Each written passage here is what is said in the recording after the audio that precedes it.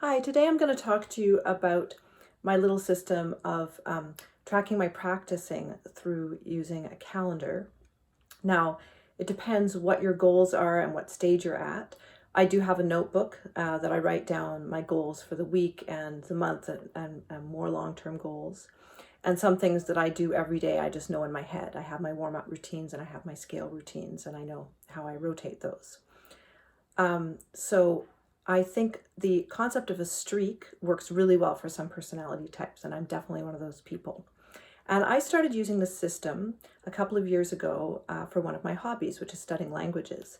And I found it was very motivating to keep track of if I was working on listening, writing, speaking, memorizing vocabulary, different aspects of learning languages.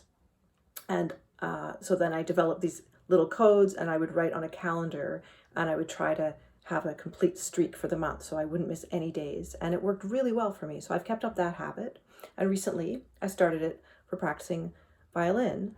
And this last April was an incredibly difficult month for us all because of the COVID-19 situation. But I kept practicing. I did decide to take Fridays off, which is my really heavy teaching day. And it's very messy, and you're not going to see much from here. The thing is, it's personal to me, but I came up with symbols.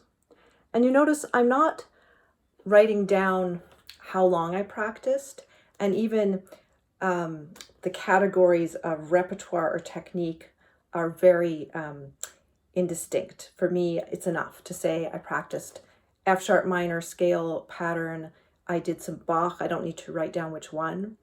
You might need to be a lot more specific. But for me, just seeing that I did a certain amount and I only took Fridays off really, really helps me. And it's good to just be kind to yourself and think, well, whether I practice 5 minutes or 5 hours, I didn't skip a day and I worked on this variety of things. And because I try to do a variety every time I practice, whether it's for a short period of time or longer, I try to incorporate sight reading new music. I have my categories of things that I'm doing, and we all have our categories. So I have little symbols for each of them. And then I like seeing that I've, written a little bit on that square, and then I can look back and feel some sense of satisfaction.